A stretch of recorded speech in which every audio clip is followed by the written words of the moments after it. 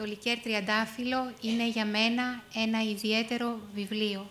Χάρη σε αυτό βίωσα ένα συγκλονιστικό ταξίδι πίσω στο χρόνο, βίωσα μοναδικά συναισθήματα που μου είναι δύσκολο να εκφράσω με λόγια, βίωσα την Ασημίνα τόσο έντονα που πολλές φορές ένιωθα πως δίπλα στην δική μου καρδιά χτυπάει και η δική της.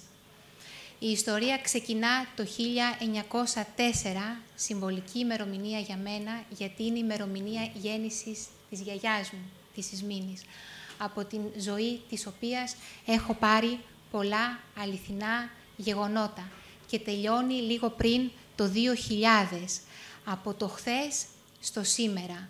Είναι μια βεντάλια λοιπόν του προηγούμενου αιώνα, ενός πέτρινου αιώνα που τραυματίστηκε από πολέμους, από ανελαίτη φτώχεια, από θανατηφόρες επιδημίες και δυστυχώς και από την σκληρή νοοτροπία των ανθρώπων, γιατί όλοι μας γνωρίζουμε πως η γάμη την εποχή εκείνη, τουλάχιστον τις περισσότερες φορές, ήταν το αποτέλεσμα μιας εμπορικής ή κοινωνικής συμφωνίας και όχι προϊόν άδολου έρωτα αληθινής αγάπης. Όσοι περνούν μέσα από τις σελίδες του βιβλίου μου είναι πρόσωπα που γνώρισα εντός εισαγωγικών στην παιδική μου ηλικία μέσα από τις περιγραφές της γιαγιάς μου, της οικογένειάς μου, τότε που κάθε νέα πληροφορία αποτελούσε για τον ψυχικό μου κόσμο μια πολύ μεγάλη εντύπωση, μια ζωντανή εικόνα. Και ακριβώς έτσι προσπάθησα να γράψω κι εγώ, να δημιουργήσω εικόνες, να κάνω τις αράδες μου κινηματογραφικό πανί, να ζωντανέψω τους ήρωές μου, να σας τραβήξουν από το χέρι, να σας βάλουν μέσα στην ιστορία, να σεριανίσετε τα σοκάκια της παλιάς πόλης, να ανεβείτε τις δρομόσκαλες, να ανταμώσετε την ασκητική φιγούρα του παπά, τον Άνω Ψαρά, τον Σαλό, τον Τσαγκάρι, τον Ράφτη, τον Καφετζή και να γίνετε μάρτυρες μιας δυνατής ιστορίας αγάπης που έχει την ιδιαιτερότητα το νήμα της ζωής των ηρώων να πλεχτεί με την ίδια την ιστορία της Ελλάδας. Κεντρικό πρόσωπο της ιστορίας μου είναι η Ασημίνα, που θα σας την αφήσω για το τέλος. Δίπλα της στέκεται η μάνα της, η Βασιλική, ένας υποχωρητικός άνθρωπος, μια ταπεινή, αμόρφωτη γυναίκα, που ωστόσο διαθέτει έναν καλοδουλεμένο εσωτερικό κόσμο. Ο πατέρας της Ασημίνας, ο Κυραντώνης, ο δάσκαλος, ο βασανιστικός αυτός άνθρωπος με την πέτρινη καρδιά που δεν μπορεί να εκφράσει κανένα συναίσθημα. Τα τρία μικρότερα αδέρφια της Ασημίνας, τρία αγόρια, τρεις διαφορετικοί κόσμοι, ο Ανδριανός, ο Βασίλης, ο Αρίστος και ο Παναής, που θα έρθει στην ζωή της Ασημίνας ως ο μεγάλος, ο καθοριστικός και μοιραίος έρωτας.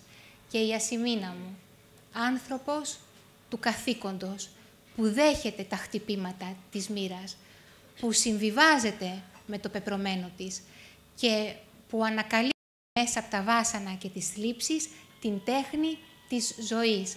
Να προχωράς εκεί που νομίζεις πως χάνεσαι, εκεί που πιστεύεις πως δεν υπάρχει πια καμία ελπίδα.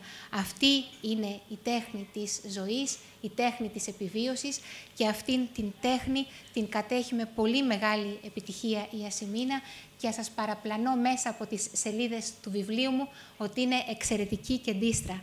Άλλη είναι η τέχνη της. Και νομίζω πως αν το καλοσκεφτούμε μέσα στο διάβα της ζωής μας έχουμε γνωρίσει πολλές Ασημίνες, είναι οι μανάδες μας, οι γιαγιάδες μας, καθημερινοί άνθρωποι που αγωνίστηκαν στη ζωή τους αγόγιστα. Τους ήρωές μου τους έχω δουλέψει με τέτοιο τρόπο ώστε να τους αγαπήσετε όλους, ακόμα και τον σκληρόκαρδο δάσκαλο, τον Κυραντώνη. Σας δίνω τόσες πολλές πληροφορίες για αυτόν, σαν να ζητώ από εσάς έλεος, σαν να ζητώ την επίοικιά σας, όπως ζητώ την επίοικιά σας και για ένα ακόμα σκληρό γεγονός, τον θάνατο της Βασιλικής, που θα αφήσει ορφανή την Ασημίνα σε ηλικία μόλις 9 ετών, για να αναθρέψει μόνη της τα μικρότερα αδέρφια της. Ελπίζω όμως πως μέχρι το τέλος του βιβλίου, ακόμα και αυτός ο θάνατος θα σας αφήσει έτσι μια λίγο γλυκιά γεύση, γιατί η αγάπη αυτής της μάνας, της βασιλικής, είναι τόσο μεστή, τόσο ώριμη στα παιδιά της, που αυτό που τους μεταδίδει μέσα από τη βουβή της διδασκαλία, τα ακολουθεί μέχρι το τέλος της ζωής τους. Για την πλοκή του βιβλίου δεν θα ήθελα να σας μαρτυρήσω πολλά, θα απολαύσετε μόνοι σας. Θα ήθελα όμως να σταθώ σε δύο αληθινά γεγονότα που εγώ όταν τα διάβασα με συγκλώνησαν. Λοιπόν, το πρώτο είναι η πανδημία πανόλης που έπληξε την πόλη του Ναυπλίου το 1928. Οι θανατηφόρες επιδημίες ήταν ο φόβος και ο τρόμος του κόσμου, γιατί δεν υπήρχε τρόπος αντιμετώπισης. Ο μοναδικός τρόπος αντιμετώπισης ήταν η απομόνωση. Ερήμωσαν λοιπόν τα σχολεία, τα καφενεία, τα σοκάκια, ο κόσμος κλείστηκε στα σπίτια του. Παρόλα αυτά, η πίστη των ανθρώπων νίκησε τον φόβο του θανάτου και αποφασίζουν παραμονές της Αγίας Βαρβάρας να λειτουργήσουν στην εκκλησία του Άη Σπυρίδωνα. Είναι μια πανέμορφη εκκλησία, όσοι δεν γνωρίζουν, στην παλιά πόλη, που ακόμα και σήμερα στον εξωτερικό τοίχο σημάδι από τη σφαίρα που σκότωσε τον Καποδίστρια.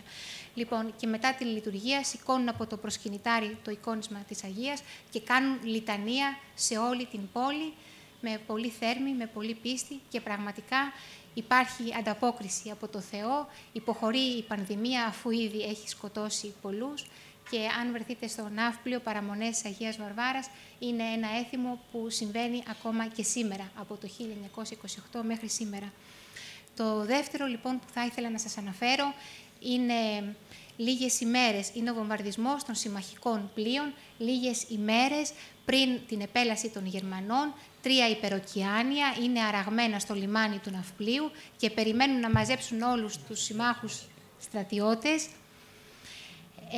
από το Ναύπλιο, Βρετανούς, Νεοζηλανδούς, Αυστραλούς, για να τους φυγαδεύσουν προς νότο, να μην πέσουν στα χέρια των Γερμανών. Όμως τα γερμανικά στούκας αντιλαμβάνονται τα πλοία, τα βομβαρδίζουν και τελικά τα βυθίζουν.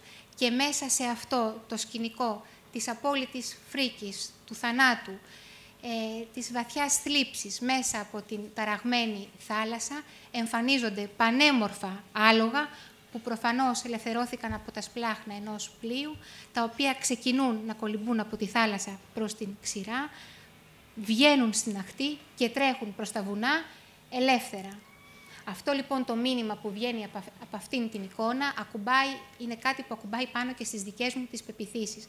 Μέσα από κάθε σκληρή δοκιμασία της μοίρας υπάρχει ένα φωτεινό σημείο του ορίζοντα που θα μας γεμίσει ελπίδα, θα μας γεμίσει αισιοδοξία και που δεν μένει παρά να το ανακαλύψουμε. Δεν θα ήθελα να σας κουράσω περισσότερο. Θα ήθελα να πω, κλείνοντας, πως αυτό το βιβλίο κουβαλάει μέσα του πολύ αγάπη και πιθανόν να το αισθάνθηκα σαν μία οφειλή στους προγόνους μου για ένα μικρό ευχαριστώ, μία ελάχιστη ανταπόδοση σε εκείνους για όσα μου έχουν δώσει. Τους δίνω λοιπόν πίσω ένα λικέρ τριαντάφυλλο που εύχομαι να τους γλυκάνει και φυσικά μέσα από την καρδιά μου εύχομαι να γλυκάνει και εσάς. Σας ευχαριστώ πολύ.